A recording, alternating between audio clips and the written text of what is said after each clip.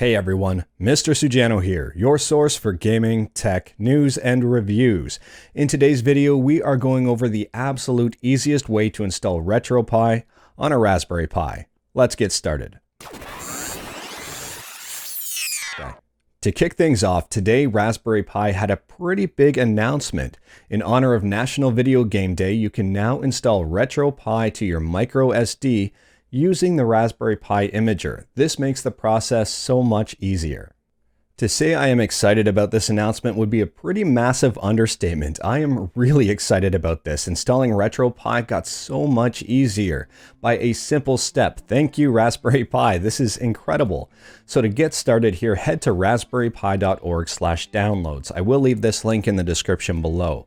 Once you are here, pick up the Raspberry Pi Imager for your operating system of choice, so whatever operating system you're currently using. Once you've downloaded the Raspberry Pi Imager, you will need to plug this little micro SD card into the computer. Now, if you're like me, you don't have a port for this micro SD card or an SD card.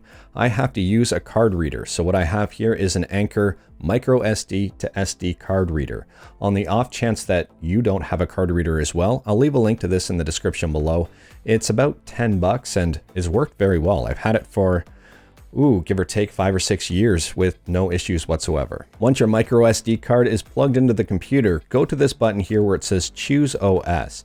From here, we want to select RetroPie. We'll click on that, and you can see the versions of the Raspberry Pi listed in the bracket. So just make sure you download the proper version of RetroPie. For example, if you have a Raspberry Pi 4, you want to download the RPi 4 one. If you have a Raspberry Pi 2 or 3, select Raspberry Pi 2, 3. For the next step, click this button here where it says Choose SD card. What we want to do is select the micro SD card that we just plugged into the computer.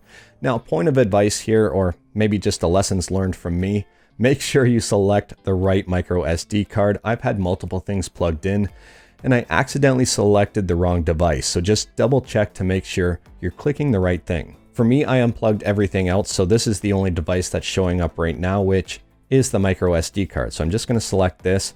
From here, just select right and you're pretty much done. If everything's gone successfully, you will get this nice little message right here, and that's pretty much it. You've now got RetroPie installed on your micro SD card.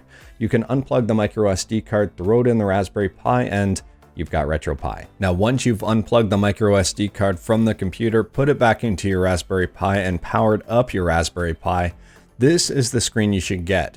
Make sure you plug a controller in to do the next steps. For this part, just press the corresponding button on the controller. For example, up, down, left, and right.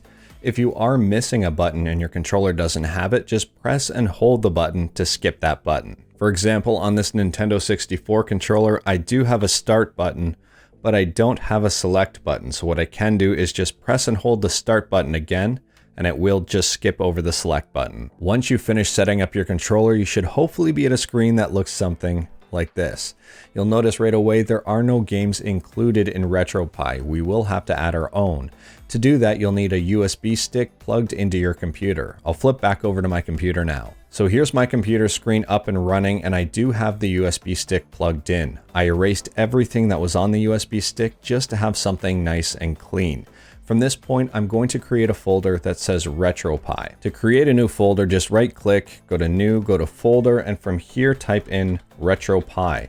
Make sure it's one word and make sure it's spelled correctly. From here, just unplug the USB stick and plug it back into your RetroPie. Once you've plugged the USB stick back into the Raspberry Pi, RetroArch is going to work its magic and configure it automatically for you.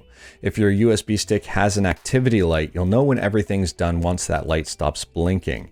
If your USB stick doesn't have any sort of light on it, like mine, just wait a few minutes and then after a few minutes, unplug it and plug it back into your computer. From here, we can see that lovely RetroPie folder that I just created a few minutes ago. But when I open it this time, I can see RetroPie worked its magic and there are now 3 different folders. For this video, I'm going to go into the ROMs folder and you can see all the different systems listed. So at this step, you can take the games that you have and place them in the corresponding folder. For example, if you have a Super Nintendo ROM, just place it in the Super Nintendo folder. Now, putting the ROMs in the correct folder sometimes takes a bit of time, especially if you have a lot of different games. Once you're all done, eject the USB stick and plug it back into the Raspberry Pi. Once the USB stick is plugged back into the Raspberry Pi, press Start, go down to Quit, From here, select Restart Emulation Station. Then select Yes, and it should automatically populate the games list for you. RetroPie will automatically configure the main menu based on the availability of games. For example, I put one NES game and two SNES games on that USB stick, and now I can see SNES and NES as available options on the menu. So if I go into Super Nintendo here, I can see the two games that I did put on, and now from this point, I'm pretty much done. I can go select one of them and have fun. Or not, because both of these are pretty much the worst games ever on the Super Nintendo. Anyways, that is all I have for today. Let me know in the comments below what you think about this new installation process. If you like this video, leave a like. If you didn't like this video, leave a like. Hit that subscribe button, check out my other videos. Thank you everyone, take care.